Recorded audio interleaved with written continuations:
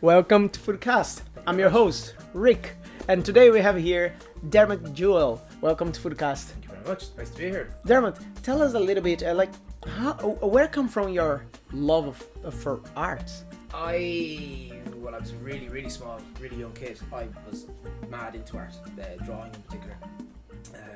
I'm not really sure where the love of it came from, to be honest. I presume just being a kid, drawing, colouring, painting, whatever it might have been.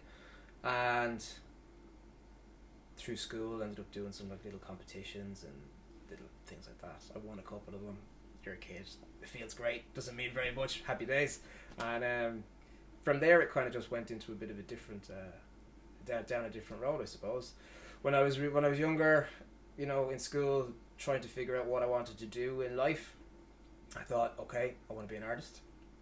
My parents very quickly kind of opened my eyes to the fact that that's very good, but maybe try and, you know, think about other things as well, which I did.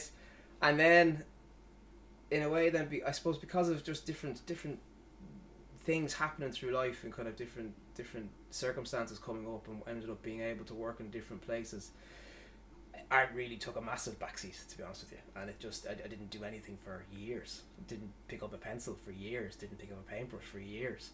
And then it was only through COVID, to be honest. Trying to find something to do with the kids one day. Like your, as you said, your passion's art, but in that moment you start to move. Your roots, professional roots, it starts with the hospitality industry, right? Yeah. And how you got in the hospitality industry? It was kind of just because you need to find something else to actually make money, or how that happened? I was 16 and I started to work in a restaurant at the weekends purely just to make some extra money. That was really it. You know, my parents would have done the same when they were younger. So I was a strong work ethic and that kind of sense built up, and it was just the kind of sensible thing to do, was to go get a job, make some money, and be able to go do things myself. And with that, then ultimately I kind of did that at the weekends, working in a restaurant, front of house in a restaurant, for a couple of years. And then in a really roundabout way, to be honest with you, that was very much it. It was just to make some extra cash at the weekends. And then I ended up going to did the Leaving Cert. I ended up going to UCD to study science, which I didn't really want to do, and I lasted 3 months ish before I withdrew or dropped out, and somehow built up the courage to go back to go home to my mum and dad and explain to them that I was dropping out of college, which you can imagine was probably a bit of a shock. But I had a great plan, and I was going to go work in different industries and get jobs in different fields so I could understand what I liked and what I wanted to do. And I think the next conversation that we had was that I was going to be, I had taken a position as a kitchen porter in a nursing home, and that was the first side of it. And it's not glamorous by any stretch. Jesus Christ, one of the fucking hardest jobs I've probably ever had. But in a weird way, the chef who was there, she was a brilliant woman, and she had her and one other commie chef, I suppose, and me, and she was training the other girl up. And then there was situations where she wasn't there one day, and then I ended up kind of being pulled in. Oh, can you do this? Can you help me with this? I did, and honestly, in a weird way, I absolutely fell in love with it. And I went to DIT at the time to study culinary entrepreneurship, and genuinely from that, being in that pool of people who kind of recognised there's an interest there and a passion there for certain things to do with hospitality and food and service and whatnot, everything just went from there. And it was incredible, to be honest, what happened at that point, because you meet a couple of people and I said, you know, God, I need to find a job, and they're like, oh, these guys are looking, I heard these guys were looking, you know, send your CV to them. And I did, and then little things happen then, and you end up going and starting somewhere. That's basically how the ball got rolling. You know, college was a massive. And you had a very successful career in the hospitality. You know, you went to work in the Fat Duck, right? Yeah. And then you grew a lot. I understand, like, you get carry on, because the things start to happen when you, my opinion, if you're a creative person and you have a good vision of what's going on around, you grow. Yep. Like when you start to realize the creativity you couldn't put there, and then you start to have that barrier, did you feel in any moment like you start being suppress your creativity or your talents in that field when you realize that? Not in a weird way, not at all. Actually, it was the opposite, because probably only now, given I've a couple of young kids. We're 7 and 5. Yes, I've worked in hospitality, and I've worked in great places, and I've worked in Michelin star restaurants, and I've lived in London and done that whole thing. But at the time, I probably knew there was kind of some element of creativity within it, and it was a very creativity driven industry. Yeah. At a certain level, there's a certain level of it where it's not just bums on seats and pay £5 for a burger and get them out again and get someone back in. There's a real delicate, thought out process to delivering something, obviously in terms of food and a business sense has to make sense, but there's a real creativity behind it, because you have to constantly keep thinking on your feet. I mean, you know this better than I do. Oh yes, being yes. a chef. I mean, you can't just serve the same shit every day. Like you have to you have to have something that's just elevated to a different level, that wants to bring people in to eat it. But then from the kind of front of house point of view, where I always was there had to be something else on the same level to deliver that experience to the guest who was coming in. And so, I mean, yes, it was the Fat Duck was in there. I went off to the Fat Duck after doing a competition in the UK and had a great time over there. Incredibly hard, very, very challenging place to work in terms of all the things that are there to learn. You talk about creativity, I mean, like, when you go to high level, yes, creativity is valued. Yeah. But when you start to go to the, let's say, everyday restaurant, they try to restrain you a little, no? Yeah, but in a way, I was always very lucky, I suppose, in that. I mean, when I was in college, like, the first job I got ended up being in Le Crevin, and it was just a commie waiter job, and I ended up going in, met some great people, very influential people who kind of taught me an awful lot, but also not just kind of taught you how to carry 3 plates at a time and how to manage a pass of hundreds of people every night and whatever else, but also how to, I suppose they were long in the tooth enough in their own careers that they understood how to push someone in the right way and develop them the right way to get to kind of hone that creativity in them. So I mean, I always kind of looked at hospitality, especially front of house, as being a very artistic thing anyway. There's a way of moving around a room, and like, if you see particular maitre d's doing it, like they manage a room in a way that it's like a dance around the room. People glide and move, and there's so many little subtleties in restaurants that like normal guests wouldn't see, but for me and for other people on the floor, that you get to kind of like talk to each other and go, oh, we could do this to improve that. And it really is, I think, really a really creative thing, and an artistic thing in a way. When was the moment where you start to look and say, you know what, is missing something? I'm not expressing myself. Because in some stage you will feel that to actually go back to your roots, actually painting and drawing, and you think it was the pandemic because that break make you go back to that, or was just before that you start to feel the need of express yourself in a different way?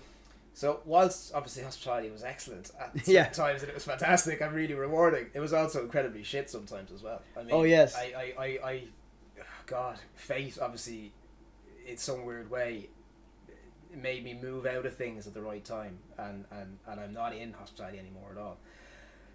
So whether it be fate or maybe I haven't kind of thought about it in that way, a lack of kind of the ability to be creative is an interesting way of looking at it. So I mean, to answer the question, yes, a long time ago there was no creative process to what I was doing at that point. It was all very much management. It was GP, it was figures, it was trying to retain staff who were able to go to different industries and make loads more money, and you had to try and make it appealing and rewarding. And there really is, I mean, don't get me wrong, I take my hat off to people who are doing it these days and retaining everyone and creating these environments for their staff where they genuinely want to be there in hospitality. But it is so hard, I think, these days to be able to do that. And I experienced that after being in great places and kind of taking a slight change, moved more into the management side. And I think with that, to be honest with you, there was less creativity there. There was no, I suppose I wasn't being fed that creativity or that kind of artistic approach, being able to do it that way, and kind of slowly started turning in the opposite direction to try and kind of took myself out of the situation to think, okay, I have to do something else here because I'm not getting what I need ultimately from it. Yes. You have to be happy in what you're doing. You have to enjoy what you're doing. So yeah, it would have been kind of towards the last number of years in my hospitality career that there was a lack there. Yeah, I wasn't getting that kind of push in the creative side of things, and kind of had to take myself out of it, push in a different direction, and do something else, which I did. Oh yeah, and that's very good. So you comment was in the pandemic. You commented off camera, so you were telling me during the pandemic you start to feel the need of drawing and painting with your kids and showing them. That was the spark for you. Yeah. To actually say, okay, that's it. I will do this now. Yep. Got everything going again. To be honest, you know. How was the process? How was that change for you when you look and said, that's it. That's what I'm gonna do. Well, the time that we had was a great thing as well. I mean, everyone, like, thankfully we all kind of forget in a way, like the whole 2 kilometer boundaries and 5 kilometer boundaries, not being able to go outside the lines, all these stupid things, like, but so having to kind of be in a way forced to try like sit there and go, okay, let's draw today, or let's do something like this. It was a really good thing being able to just sit down and have that spark happen, because it was just this resurgence of kind of there was just this excitement that kind of came over me again. I was just like, yes, excellent, I get to do this again. I have the time to do it again probably as well, which was a massive factor. Yes. You know, and there was the blessings in disguise within all that time that we went through. But yeah, that was the spark again, you know, and it's kind of just rolled from there. I'm very lucky, like in life, in what I've been able to do career wise, and kind of, I think drive is a big part of it as well.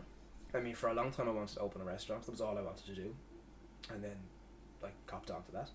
That wasn't going to be a great thing to do, but I've been very lucky in what I've been able to do in that sense of things. And then, you know, I have 2 beautiful kids, a great wife, and not that it's like a kind of a tick the box thing, but it's just like, you don't have to worry about that. We're in a lovely position, in a lovely place in life as a family, so there's time to focus on other things, and being able to kind of take myself out of the old kind of side of career and the stress, the horrible hours and all the madness that entailed, and have this time to just actually sit and relax and talk to the kids and go, okay, why don't you, you know, do it this way? Or like, oh, can you draw this soon? Like, no, you can draw it. You know how to. Come on, get the pencil and get going. And you just get to have that time to just kind of explore it all, you know. And like, you express your art through drawing and through paintings. Yeah. There's any other way you express your art? Music is probably the other. You play as well? route. Yeah, I play the drums. Drums? Oh, yeah, nice. Yeah. Depends on who you ask, but yeah. Yeah, I've played the drums for years. Years and years and years. My uncle is a professional drummer, and my family have always been really musical. Dad plays guitar, has done forever. There's loads of guitars, you know. Their house up in the attic is my drum kit. There's guitars, there's a keyboard, there's congas, bongos, tambourines, harmonicas, just everything, you know, everything you could possibly want to make music with. So that's been a massive side of things as well. And like, when your process of creativity as an artist, you have a way to reach where you want to go, right? Yeah. And just going back a little bit in the food part, because you wouldn't understand that part. Do you think nowadays chefs are being artistic or not? And in the not in the top level, because that you need to be artistic. Yeah. But in the other places, do you think people are getting and they are not being let the chance to grow their artistic, let's say, part? Or what do you think about that? Probably, yeah. Yes. Probably is the short answer. Yeah. I mean, Yeah. don't get me wrong. I mean, I've been there as well, where you're trying to tether that line of reaching a GP, reaching a particular percentage every week, and also being able to deliver something that's on a different level. Yes. And, like, I suppose creativity on the chef's part is really where that comes into. I mean, you have to sit down and think outside the box and go, right, I have this, it's the same as I had last week, but I have to do something different with it this week, and be able to kind of roll with it and give people something different that they want. Yeah. So I mean, yes is probably the straight answer. It's probably, I mean, in my experience, it was always more kind of in a particular restaurant or bar, say it's a gastropub, whatever. I mean, there's certain things that you have to deliver. I mean, people aren't going to go to a gastropub or a bar and expect something that's terribly artistic either. So there's a place for each. There's a time and a place for certain things like that. But I mean, look at it. I don't know, if you look at just a decent restaurant. I know, to take a decent, casual fine dining restaurant or casual restaurant in some way like that. Yeah, there's probably not as much artistic development being instilled. It's more about skills. I don't know, is that correct? Is it wrong? I don't know. But I mean, a commis chef needs to learn skills. They need to be taught how to develop themselves and how to be creative, but they need to have the skill set to be able to do it as well. And then, as you say, I mean, like, yeah, you look at the higher aspect of the industry then, and you're talking about Michelin stars and everything. I mean, that everything changes then. That's actually a massive influence on me, in terms of kind of how I would approach a painting. Like, there's a few different. It's funny. I mean, like, I have so many blank canvases at home that I just have absolutely no idea what to do with sometimes, and then other times I will genuinely be listening to a song, and I'll this is going to sound so strange, but I'll be listening to a song and I'll see a colour, whatever it might be, and genuinely that's how a lot of the pieces I've painted have actually come to light. I mean, I'd be listening to music and something will come into my head and I kind of go, oh, great, let's go with that. Take a mental image and kind of let the creative process just kind of roll with it. Do you know what I mean? Yeah, because it's very interesting what you're saying, because what I see, anyone can cook, anyone can draw anything. The steak guys, like just, like this kind of stuff. Okay, yeah. What I see sometimes people don't understand about creativity. I will ask you because I think I know that answer. That's what I like in artists. When I go to museums, I love museums, and when I go to see any art done by somebody, I want to see it in their eyes. Yeah. Why they sing that way. Yeah. Like you go and see Van Gogh, and you see that bright colors, everything, and you know what's going on. They give him too many pills to see those things, and it was amazing. Sure. Yeah. But and then there is a story behind. Yeah. Now, like you comment about the chefs, you need to know the basics to get there. It's the same to be an artist. You need to know how to draw. It's not because you draw abstract or modern art means you don't know the basics. There are people who go for many years to college to study art, to create their own art. Sure. And people sometimes just think it's like, as I said before, anyone can draw, anyone can cook. And they think they're artists. What make the difference between, I use the example as a chef, you get a young chef, go there and say, I'm going to make something different here, and throw parsley everywhere in the plate and in the carving. Sure. And you look and say, man, what the fork is that? Oh, look at my presentation. Because how many times I got chefs with experience. The last place I used to run, I had one of the restaurants. I said, look, we need to do a nice presentation, trying to do a demo, and the sous chef all the time come and get like the balsamic reduction, the ones from La Rousse or Palace, the ready-made. Yep. Get the bottle and just drizzle all over the plate. Yeah, bye-bye flavor. Yeah. Yes, and say, ta-da! Yeah, that's that fine line I was talking about, Yeah, like what make the difference between like you work in a fine dining restaurant, like Hesson Blumenthal dish versus a sous chef or a head chef, doesn't matter, because you find those people everywhere that drizzle things on the plate and put the things in a way they perceive as nice. For them, that's art. Yeah. But how you distinguish the art of somebody without the basics and somebody like Heston Blumenthal, or in your field, an artist in that way?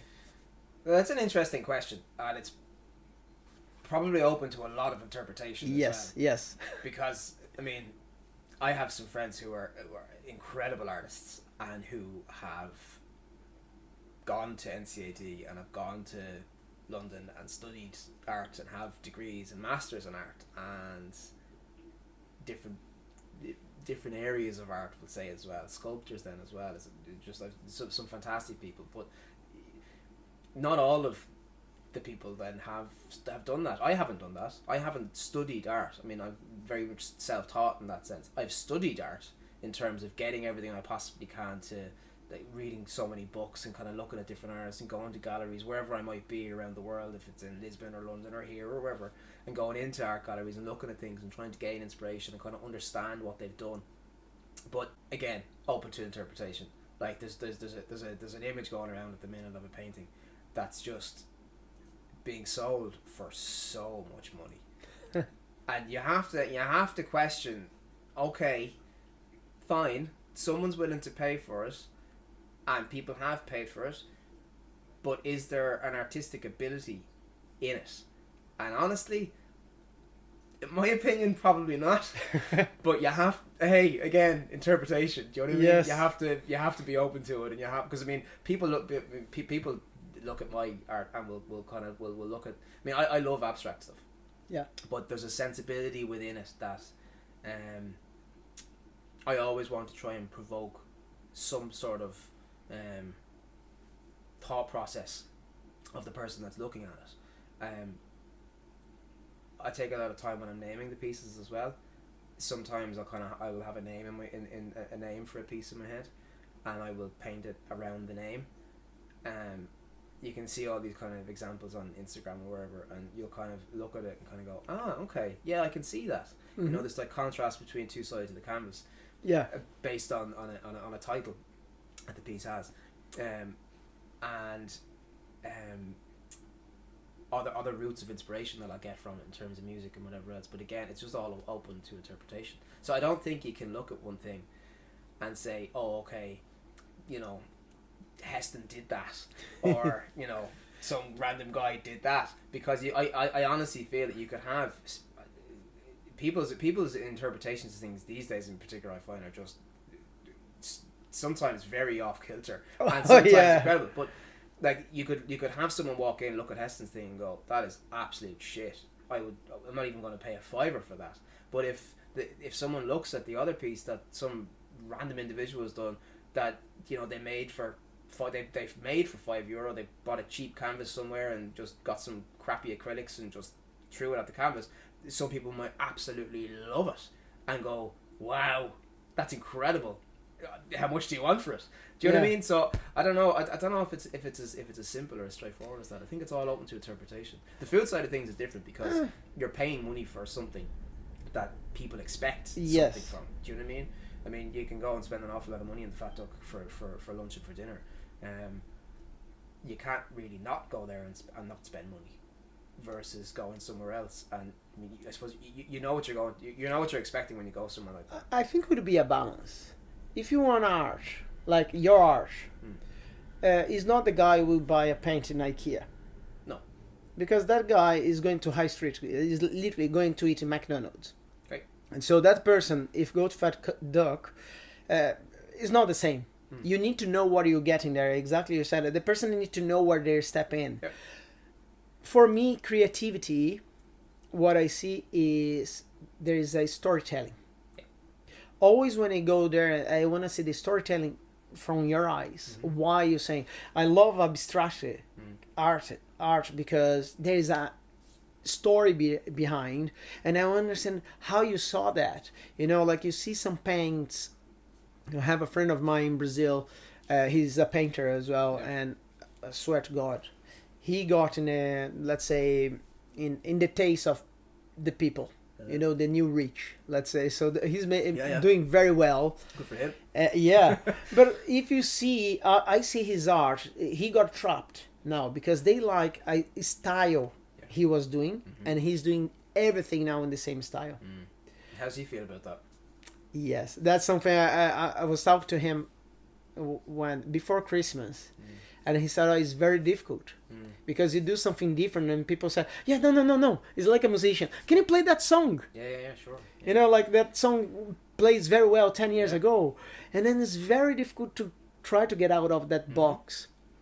I agree But completely, yeah, but always you have a thought process behind. Is when you have the storytelling, for me, is everything make the difference. When I used to cook fine dine and run the kitchen, every single dish, we need a menu, quick menu. I said, no. I want a theme for that. Oh, what eat in the woods, whatever. For me, need to have that, or there's no point. They come and say, oh, they want a miso soup for a starter. They want a sirloin steak for main course, and they want like a lemon tart for dessert. Come on. You know, it's travel around the world. No. There's no connection. There's no fluid through that. Do you believe need to have storytelling, the art, or can be anything? It can be art. Personally, I think you need to have a story, but again, I suppose I try not to I try not to kind of preoccupy my mind with that. I mean, I don't paint with the idea that I'm painting it for someone specific, unless it's a commission piece, and there's kind of there's a very different discussion about that then, because the person will have a proper conversation about what it is that they saw in a different piece that they really liked, and try to include some of that in it, or there might be a specific palette of colors that they like, and it fits properly on a particular wall or a particular location of the house and stuff like that. So, like, if I can bring it back to like your friend in as well, like getting boxed in like that is just, it's such a difficult place to get out of. And I mean, I've spoken to there's a couple of, I won't name any names, but there's people in my head who just do one thing, and that's absolutely fine. They're incredibly good at it. I mean, they're excellent at it. They're complete professionals. They have every understanding of how to move a brush in a particular direction and make it exactly the same every single time. It would take me, I may never understand how to do it properly, but they're happy doing that, and that's brilliant for them. But there's a question I have, is like, can they do something else? Could they do something else? Maybe not. And again, each to their own. I'm delighted for them as long as everything's working. But I've been kind of in that weird place as well recently. I mean, I got a random contact. I got contacted randomly by a guy, and long story short, a gallery bought a piece. They asked for for my portfolio, whatever I had at the time. I sent it to them. Fell in love with the piece. Long story short, they bought it. Great. And then they lent it to a restaurant, and it's now hanging in the restaurant in town. Brilliant. Excellent. I'm delighted with that. And what happened after that, though, which I didn't expect, was that people were talking to me, they just wanted that. So I was like, oh, fuck, what's going on now? What have I done? But I've gotten some great advice from people. One guy in particular who's just kind of given some advice in how to move things in a different direction, and different people to look at, and just try and gain some inspiration from them and try and bring it all together with my own twist, if it's at all possible. And like, I think you're always trying to learn something new, regardless of what you're in. If it's cookery, or if it's managing a restaurant or chains of restaurants or whatever, you're always looking for a different angle, something new, something that people haven't seen before. It's very hard. I mean, you've always got something that, I mean, how many times can you invent the wheel? I mean, you know what I mean? You're gonna really have to think outside the box in certain respects. I've completely forgotten what your original question was because I went off on one. But it's just, I try not to kind of think about what I'm doing specifically for something. Again, that inspiration has to come, whether it be from music or something that triggers. You can have an emotional response to something, be in a situation and in an unusual way. An outlet for me is to just be able to go and paint something or to draw something and have that outlet. How you get yourself into, let's say, the zone? for painting. Like for me, when I used to, let's say, cook and go to the kitchen to get inspired, it's two things. If I need to create a menu, I need to be hungry. Okay. I would not eat. I would make sure I'm hungry, and I would talk, sorry my language, shit. I start to say things out of the blue. I remember once with my daughter, we went to a pizza place, and she wanted doughballs for a start. Okay. And then we are sitting there because that was the time as well I used to do fine dine. And I could do phones, all the things, and talking to her. And then I always try to get my kids to have the open mind to what's possible. And sometimes not create barriers, because that's the problem. When you start to grow up, you start to create barriers. And to get in the zone is very difficult because you put so much barriers around you that you can't think wild anymore. Yeah. Long story short again, is she came and asked for the waiter, do you have air dough balls? And the straight, quick, the answer, and say, no, we don't do that. That do not exist. And I let the guy go, and I look at my daughter and said, yes, we can do that. It's possible. And I start to think how I could do it. And until today, I have in my mind how I could do it. Cool. To get the flavor, everything is possible. Like literally you're going to make smoke. Sure, yeah. You know what I mean? You're getting inspiration from somewhere you didn't think you were going to get it. Yes. Yeah. So for me, to get goes like that, for you, for art, for your art, how you get your inspiration, how you get in your zone to flourish.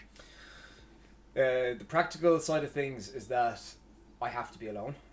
I have to have a clean environment. I have to have. I'm. This is a curse of like so many years at working in restaurants at that level. And my wife, she'll kill me sometimes, but I am OCD about certain. I mean, it has to be perfect. The layout of something has to be so specific that it's the only way I could function sometimes. So getting myself in the zone. I mean, I think I'd probably divide that into two separate things. There's the mental approach, or emotional approach, and also the physical approach of the environment that you're in.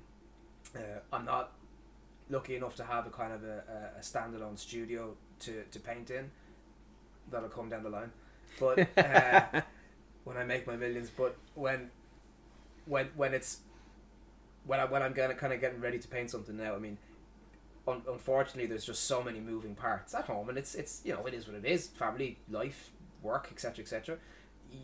I have to have a moment of just absolute calm, and there's nothing on the cards for 4, 5, 6 hours. There's just nothing happening.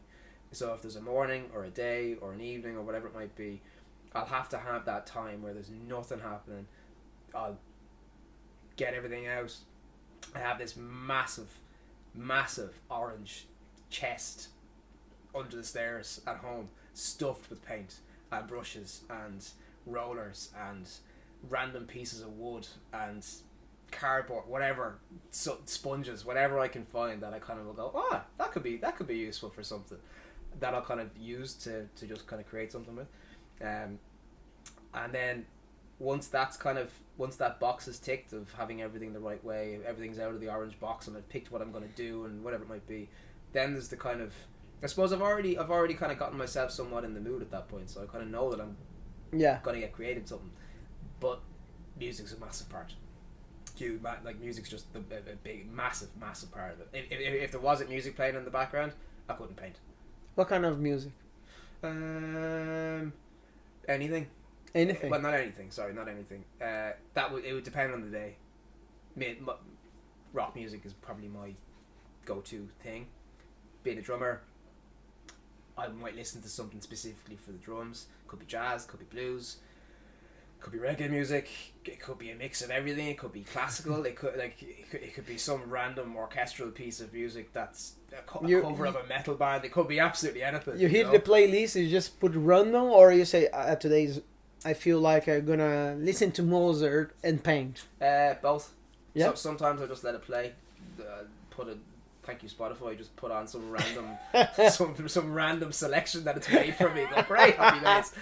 And other times I may be in the car driving, whatever, a song will come on, or it could be listening to something and kind of go, oh, that's interesting. And again, that might spark something. So this is what I'm saying, like, about a piece of music or something, or even words in a song, or just a snippet of a song even, and just the kind of different chords that are used, or whatever progression of music or instruments is being used, and it sometimes just sparks something. Again, I'll end up seeing something in colour. I'll hear something in colour and just see something, and kind of make a little mental note. I'll know what the song is.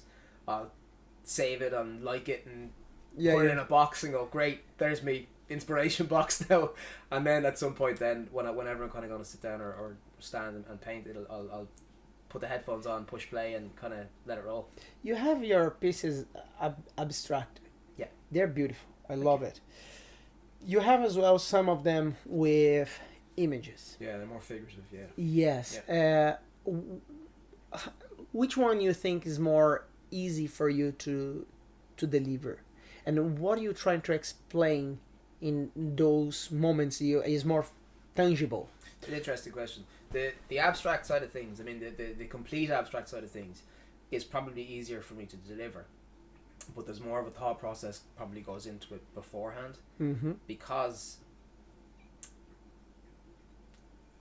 choosing colours, if there's a particular design in the background of it, we're trying to create a depth of colour, it needs to be more thought out. Versus the figurative pieces, or kind of abstract figuratism, in that element of it, I mean, there's a little bit more structure already applied, because it will always start with a drawing. There's always a base drawing under it, which is very structured. I mean, there's a couple of pieces that are coming to mind. I mean, there's a incredible artist that I absolutely adore called Joseph Lee. You should check him out. He's absolutely incredible. He just has this amazing approach of faces. It's just all faces, no explicit definition of a nose or an eye. Well, so in some of them are, but typically no real kind of use of particular structures on the face, or lips, or cheekbones or eyebrows, whatever it might be. But there's just the perfect kind of outline of a face that he's drawn. And this is one of the pieces I've done. You'll see it on Instagram, that kind of thing. But it's looking at a woman's face from a distance, and you can kind of see the highlight of the cheekbone as the face is kind of turned to the right, and movement of colour then, and kind of movement of the paint in a way that it creates the natural structure of the jawline, for example, the shape of the hair at the back of the head.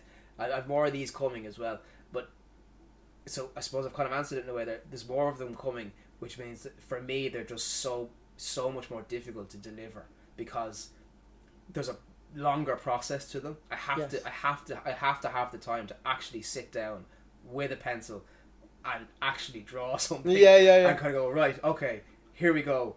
Versus, okay, right, I have a base color, brilliant, let's move with that, great, let's choose these colors, get this palette together, get everything out, get brushes, get different utensils, whatever I might be using, and kind of go with it. And I might have a rough plan in my head of where I'm going with it, and then it will shift into place and I'll go, great, we're there nearly.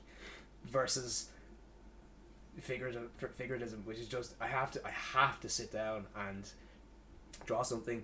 If it's the face, I'll have to sit down, I'll have to play with it. I won't like where I've put kind of the jawline, I'll have to move it.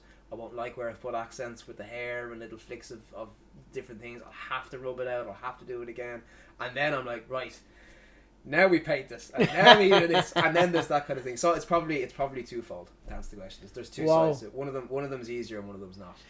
I see. But they're both difficult in their own right. Yes, I don't know, you know.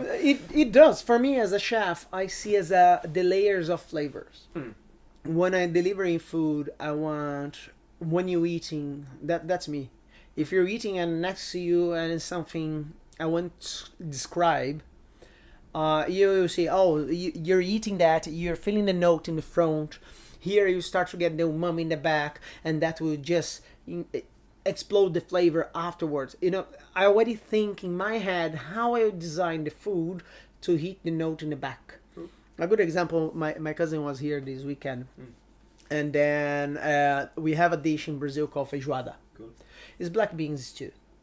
But here at home, we try to make plant-based. Okay. Everything. So I couldn't deliver that. Feijoada is basically like a pork Right. stew in beans. So the flavor, how are you going to do that? Yeah.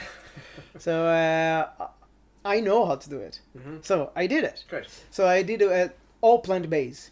And then I said, you're going to taste feijoada in those beans. Mm-hmm. And he looked at me and said, how? Yeah. I said, hold on there. You with me? Yeah. Yeah, so as I was cooking, I was doing the layers, and he came to me and said, why you don't put in a pressure cooker the beans? And then we do that. I said, and then you will now have the flavor. Mm-hmm. You need to cook slowly for 4 hours. Yeah. And long story short, I made it. He had you could see Nice, like excellent. boom, Brilliant. boom. It's the same with art. As I said, I like to go and see an artist and see the layers, and then I love what you're saying, like, oh, I need to do this and that. Sometimes what I miss in galleries sometimes is like a description saying how the artist thought about that. Mm. You know, like to see the layers. I think so interesting to being somebody else's brain. Yep. I'm weird.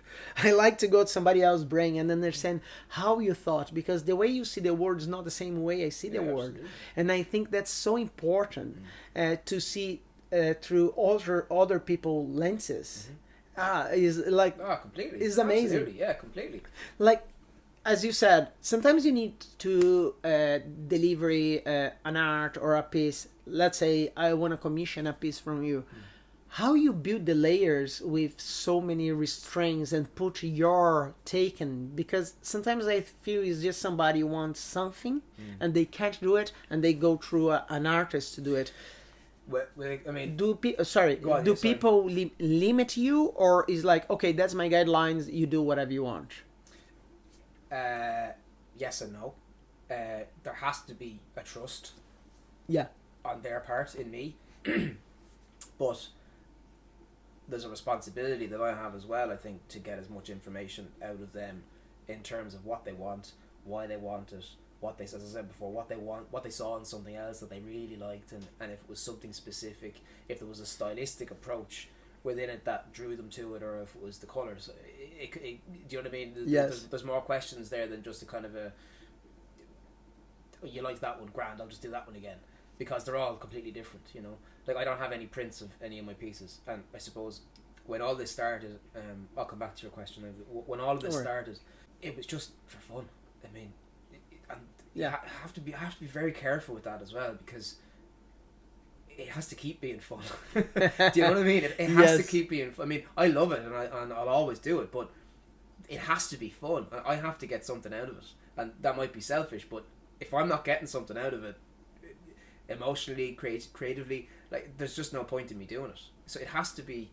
It's not. I suppose the point I'm making is that I'm not just doing it to sell them just so I can make loads of money. It has to be fulfilling for me in a way, you know. So when I'm talking to someone about a commission, best example is probably one of the most recent ones I did. I mean, it was very much. Lots of things came into play. The shape came into play. The shape of the canvas, I mean, the size of it was a big thing. So I mean, the bigger the piece, the more freedom, I suppose, you have.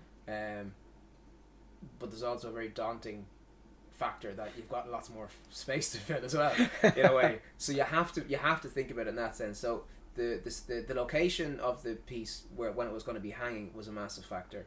The colour profile, again, the colours that were used were a massive factor for the person. The area around the piece was quite blank, which was great. So it kind of whatever was developed was going to be able to pop. So for me, it kind of really wanted it to be able to pop and not just kind of blend into the background of things. And ultimately, where they have it now, I mean, it hangs on a beautiful piece. As soon as you basically walk into the house, it's one of the first things you see, and it just pops straight at you, and it makes you think. And I think in a way, it makes you interpret something differently in that space. Then, you know, because you walk in, we all have stuff in our house. We've all got things, and when you I think you can learn a lot about somebody when you walk into their house and you kind of look at something. They might have a picture on a wall, depending on what, and you can gain from something like, oh, they think outside the box on something here. There's color here. I mean, like, look at all the lovely things you have around us here. Like, I mean, there's a I mean, that image of Paris there. I mean, it's just, there's so much pop and color. That tells an awful lot about you. Yes. Do you know what I mean? So to go back to ultimately the question, when you're doing a commission piece, there's two factors to it. You're trying to balance it somewhere in the middle. You're taking everything you possibly can and giving the client what they want. Yes. But they have to have a trust and an understanding in you as well, that you're gonna have to allow some element of creativity in it, because that's what it's all about, basically, you know. Yeah, that's what people going after. Yeah, you know, like your creativity and then what you produce. Not. It's so daunting as well. I mean, it doesn't matter how many times you do it. I mean, somebody will come to you and say they want to commission a piece, and you go, great, excellent, thank you, I'm so glad you like what I do, but you're absolutely shitting yourself when you're giving it to them, going, oh god, I hope they like it, you know. Yes. You know, you're hoping, like, thankfully they do. Like, it's very difficult to get people to how can I say, art to be accessible, you know, because people sometimes look and say, oh yeah, I want to have here, probably I need to film that and put in the video, like, it's all local artists, all of that. That guy is from Rio de Janeiro, the favela, that is in Paris. Okay, that's a printed, but not cheap. That's fine, you know, like, that's a little bit more high street. But the other ones, the guys need to live from that. You have families, you have your bills to pay, etc. So art is not cheap. Sure. You know, like, you can't mass produce art. This is quality. Quantity over quality is a factor with everything, I think. But yeah, sorry. And it's okay. It's like you said before, like, you made the painting, people want exactly that one. You know, sometimes you get the home run they like, we need to literally scan it, print it, and sell, like IKEA. Sure. Yeah. That's the only way to make money. You know, like, if you see in the larger scale. Or you really getting the taste of everyone that with they have loads of money, and that's it. Sure. You know, but it's still not accessible for the everyday person. I'm lucky in that sense that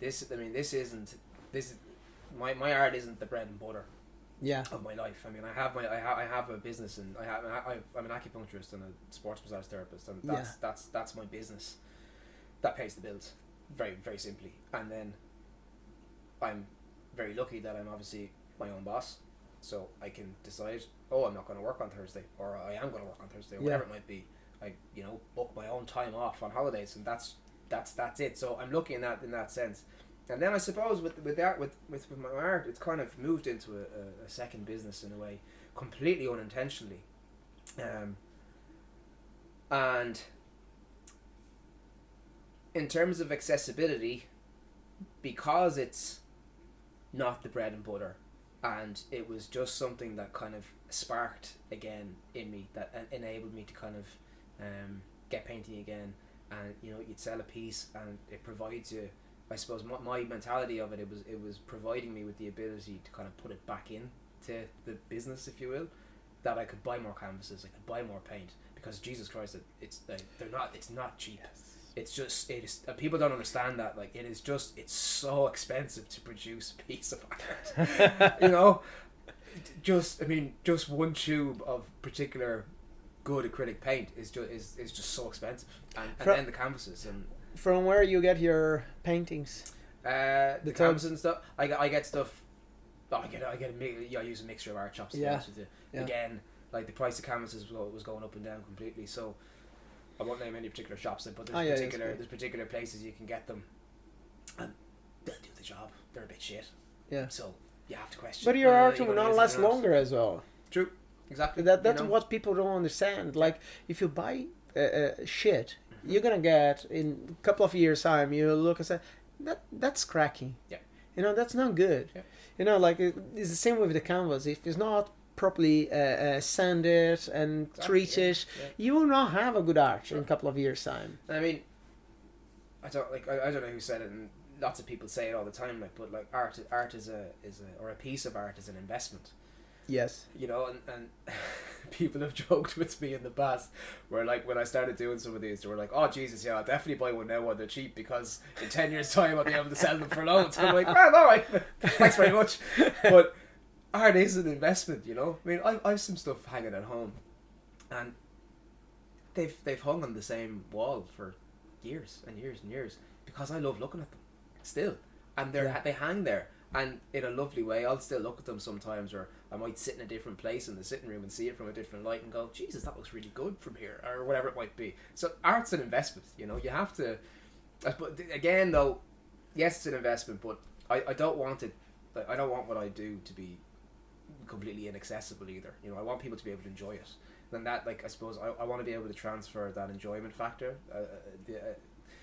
as much enjoyment as I get by creating them.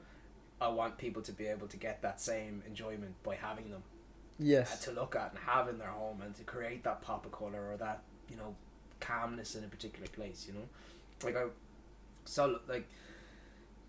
I randomly had a guy message me who lives in Italy, lives in Rome. This is the power of social media as well. And Yeah. Instagram Oh, that's and everything. Jesus Christ. no borders. You know, and like, particularly you have, like, well, yeah, I always look at these things with caution. Kind of go, is this person real? Are they an actual human being? You know, what's going on? How do they want to pay for it? Blah blah blah blah blah. But this guy he saw this piece on Instagram,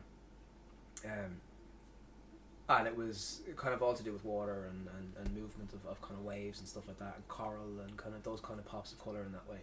And it's seemingly wherever he lives in Italy is kind of like that, or there's that those colours are there. And he was just so amazed by the fact that he was able to just pop onto Instagram one day, and whatever algorithm it used, thank you Instagram, it just pushed it somewhere, and he saw it, and he messaged me. He was just like, "This is incredible! Like, how much is this? How do we do this? What's the process? What's happening? Yeah. Blah blah blah." Sorted everything out. Got it couriered to Rome. He collected it, sent me a picture, and it's hanging up on his sitting room wall overlooking a balcony place. And it's just, wow. It gives me so much happiness that that's over there, and he's getting the same feeling, the same joy out of it, like, you know. And it's just that moment. It's such a humbling thing when someone looks at something you make. Same with food. I mean, like, someone you give someone a plate of food, and they will fall in love with it, and then fall in love with you because you made it. And it's just, there's a lovely feeling that you get by being able to provide someone that feeling, you know. The part of the accessibility I was asking is how people like yourself and other artists, they don't have much open space in the galleries. Yeah. I don't see much of that. Like, you go to Marion Square, it's beautiful there every single weekend, and see the artists trying to okay, they're selling their pieces there, but to find a place would be easier to see it. Like, now in the food scenery in Ireland, you're seeing, probably in the next couple of years we'll pop something like getting a warehouse where everyone can actually go and make their food there. You know, like you find in Netherlands the Food Holland.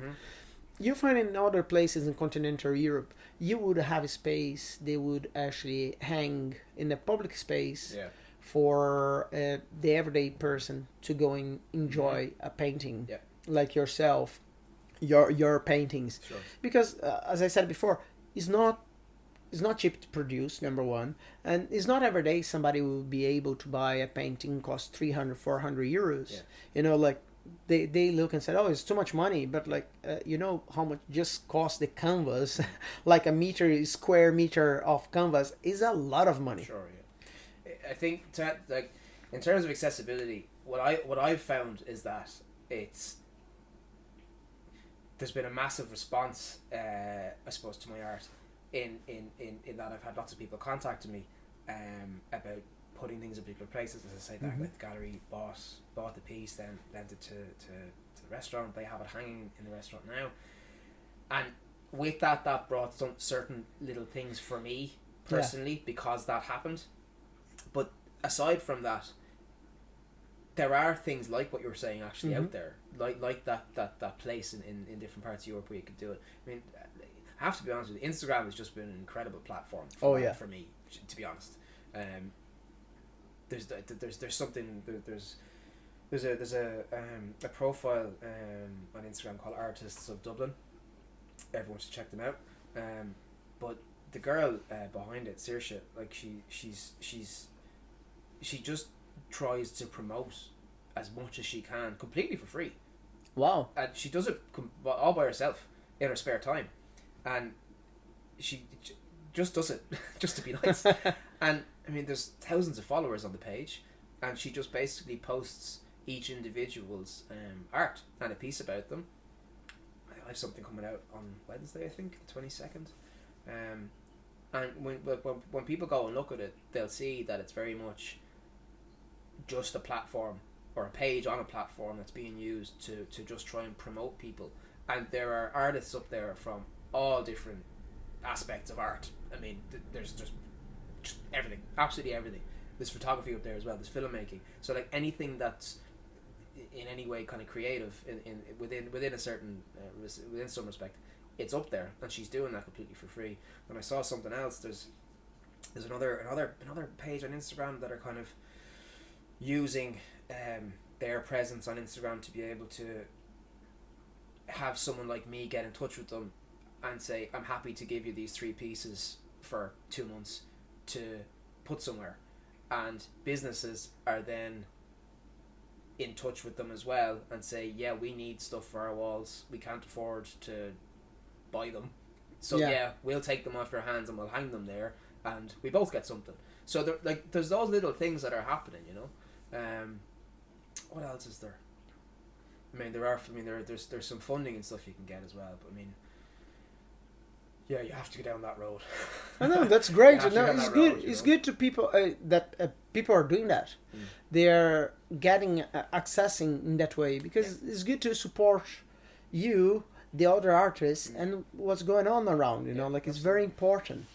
Markets are always a good place as well. Yes, you know? Markets are always good. You know, craft markets and stuff like that. And especially around Christmas time, I was never really sure about it. It wasn't really what I wanted to do, but I had a friend who was running a market, and I got convinced into it in a way, and I did the market, and Jesus Christ, it was so successful. And wow, okay, this is unusual. And maybe the timing of the year was better than others. I mean, it was early November. It was coming up towards Christmas time. People were thinking out of the box. They were like, "Oh, I could really sort of present out here in a way." So maybe that was something to do with it. But you know, through doing that market, there was loads of social media presence then around that, and the organizer took the images and she put them around the place and kind of spread the word out there a little bit, and so many people looked at it and kind of, you know, came on board with it. And like with social media, you know yourself, the more people you have kind of looking at you, the better. Oh yes. You know, that's what you know. You have to put yourself out there. You have to be visible. Like I had some pieces done. Somebody saw one. Somebody saw one, and they were like, "Geez, that's really good." And I was like, thanks, mate. Yeah, grand. Move on. Let's go." And then they were like, "No, that really is really good." And they're like, "Okay." I was like, "Thank you. I really appreciate it." I was like, "Do you want it?" Like, what? Thanks. And time went on, did some more pieces, and then somebody else saw one, and they were like, you really do need to like put these out there. Like, they're really good." And I was just like, "Yeah, okay." And I did, and you know, the response was just crazy, and like people sharing things and just moving things and pushing things, and I suppose forcing it at people sometimes by just sharing everything that you had to put up, you know. So I don't know, in terms of accessibility and stuff like that, there are definitely ways. You have to think outside the box sometimes on them. Yeah. Maybe you do have to give a piece away, you know, lend it to somewhere, you know, be ballsy, go in somewhere, ask them if they want a piece, ask them if they'll hang something somewhere. I've done that. Yes. People have taken them, you know, just something to move it. More, you know? Out there, better. Yeah. You know? People see your art and they will look at it. Saw something similar. Yeah. Oh, it's the same artist. And then that creates the feeling like, I really like those arts. I want one. Yeah. You know, I mean, like talking to people and being around people is a key as well. You know, I had I think I mentioned it earlier on, a really productive meeting with a guy who I used to know years and years ago in hospitality. And like again, I put it up on Instagram, and he messaged me and he said, "Wow, I didn't know you painted." And I was just like, "Yeah, I didn't either." Really great, happy days. Here we go. And he said, "You know, I'd love to meet you for a coffee."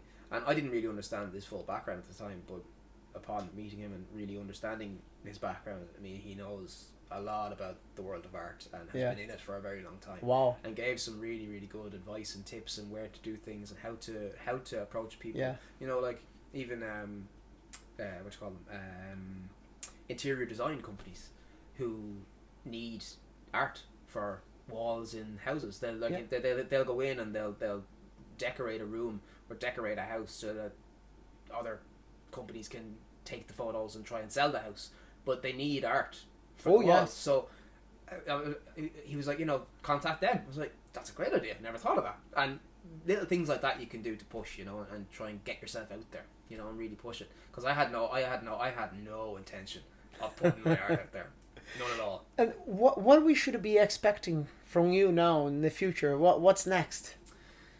I am just letting it roll. I'm just letting it roll. Part of my mission for this year was to just let it roll, go where it goes. I'm not pushing too hard. I'm just letting it do its thing. You know, it's great doing this with you. Thank you. You know, as I said, that's these little small things that on Instagram are happening. I've an inclusion in a magazine coming out on the 1st of April. It's actually produced in the States and it comes out in Chicago, and they sell a couple of thousand copies every month apparently. Wow. And they have a digital thing as well, so like all this is visible on the Instagram stuff and my website and stuff like that. So honestly, man, I'm just letting it roll. That's great. Not doing too much mad stuff. I've no mad plans. I'm not taking over the world. I'm just letting it roll. I'm just letting it go where it goes. Dermott, it was lovely to have you here. Thank you. Thank you very much. And thank you very much as well for our sponsor today. Sponsor is Foodcast. Do you want to promote your brand or product in an effective way direct to our public? Check our website, social media, and all products and services we provide. Contact us for more information. This is Foodcast, where you promote your brand and How more. people can reach out to you? The best way to reach out to you? Best way is probably Instagram, to be honest. It's dermott.jewell.artist on Instagram. The website is there. It's dermottjewell.com. It's temporary at the minute. Again, another thing I've been thrown into. Someone said, you really need a website. I'm like, oh, Jesus Christ, okay. So there's a crappy temporary one up there while a group of professional people actually build a proper one. So yeah, those two things are the main ones. That's great. Everything, all the information here in the bio, guys. And thank you very much to watch or listen to Foodcast. Don't forget to smash that like, follow, and share button. This is Foodcast, where you watch or listen your podcast and more.